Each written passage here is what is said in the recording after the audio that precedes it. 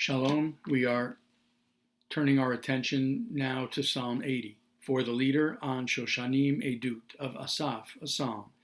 Give ear, O shepherd of Israel, who leads Joseph like a flock. Appear, you who are enthroned on the cherubim at the head of Ephraim, Benjamin, and Manasseh. Rouse your might and come to our help. Restore us, O God. Show favor, that we may be delivered. O Lord God of hosts, how long will you be wrathful toward the prayers of your people? You have fed them tears as to their daily bread, made them drink great measures of tears. You set us at strife with our neighbors. Our enemies mock us at will. O God of hosts, restore us. Show your favor that we may be delivered. You plucked up a vine from Egypt. You expelled nations and planted it. You cleared a place for it. It took deep root and filled the land. The mountains were covered by its shade, mighty cedars by its boughs. Its branches reached the sea, its shoots the river. Why did you breach its wall, so that every passerby plucks its fruit? Wild boars gnaw at it, and creatures of the field feed on it. O God of hosts, turn again. Look down from heaven and see. Take note of that vine, the stock planted by your right hand, the stem you have taken as your own. For it is burned by fire and cut down, perishing before your angry blast. Grant your help to the man at your right hand, the one you have taken as your own. We will not turn away from you. Preserve our life, that we may invoke your name. O Lord God of hosts, restore us. Show your favor that we may be delivered. Right outside the apartment complex where I live, there stood a very tall, dead tree. My wife and I would sit on the porch outside of our apartment, and we could not help but notice that tree because it was right in front of us on a gentle incline right across a road, surrounded by dozens and dozens of healthy trees. We had that one tall dead tree, and I called the main office of our apartment complex sometime last summer and reported that tree to them and suggested that they ought to have that tree felled. But nothing happened. But finally, after a little more cajoling, after my speaking again to the office and to the maintenance crew, they finally hired a tree service who came and took care of that particular problem, as well as other problematic trees in our neighborhood complex. And naturally, I feel a lot safer now that that tree has been cut down. I don't have to worry about a major storm destroying that tree, or should I say, blowing it over right into our apartment building. So now I feel safe, and I feel much calmer as a result. In the psalm that I just read for you, Israel is compared to a tree. The psalmist addresses God and says, "You plucked up a vine from Egypt." In other words, the tree at that point was just a vine. You expelled nations and planted it.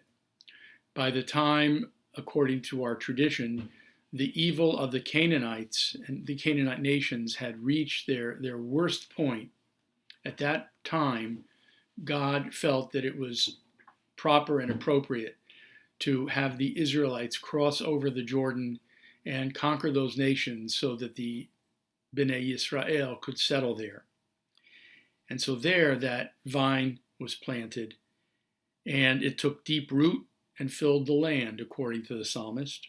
The mountains were covered by its shade, mighty cedars by its boughs. Its branches reached the sea, its shoots the river. But its wall, or the wall surrounding that country, was breached, so that foreign nations could come in and pluck the fruit of the tree. Wild boars would gnaw at it. In other words, the very health and longevity of that tree was directly threatened. Now, in our case, I felt very safe and very happy that that dead tree was cut down. But if someone came in and cut down all the other healthy and beautiful and leaf-bearing trees surrounding it, thereby preventing us from receiving any shade from those trees, our apartment would probably feel like a sauna on hot days. There would be nothing to shade us. And I can tell you that I would be very, very unhappy if that were to happen. Aside from the idea of cutting down trees, which in themselves are living things, why cut them down for no purpose? Israel is considered by the psalmist to be a huge tree planted in the land that provides shade to the entire land, but also serves as a beacon of hope and of a sound and true system of values, a true and sound set of beliefs and faith for the entire world. And what would happen if that huge tree, again, a metaphor for Israel, were to be cut down in its entirety? Hope would be lost and truth would be cast down. And so the psalmist begs God twice in our psalm, in verse 8 and then again in verse 20 by means of a refrain. O God of hosts, restore us. Show your favor that we may be delivered. That's verse 8. Verse 20, O Lord God of hosts, restore us. Show your favor that we may be delivered.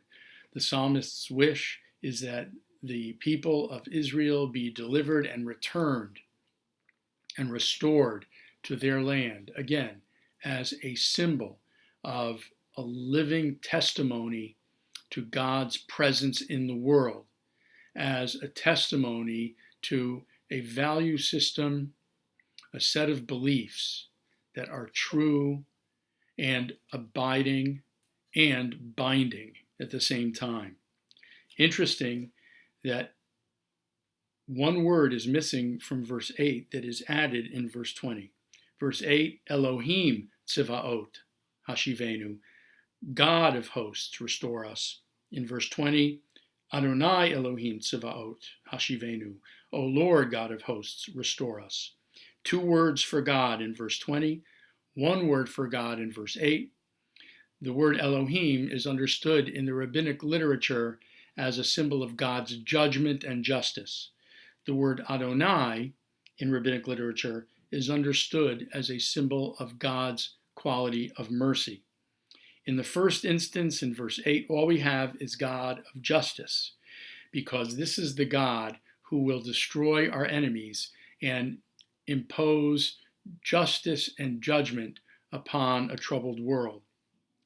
But in verse 20, after reflecting on the metaphor and image of the tree planted in the land of Israel, and the idea that that tree will, God willing, someday be restored after God's enemies have been vanquished, now we have Adonai Elohim Tzivaot, God of mercy and judgment. Or shall I add, O God of mercy, once you have restored judgment, once you have brought justice to the nations, and once you have vanquished evil around us, at that point, Hashivenu, restore us, bring us back out of your mercy. Show your favor that we may be delivered, that this world may once again enjoy the beauty and the shade of a tree that is understood as a symbol of all that is right and merciful, kind, just, and true in our world.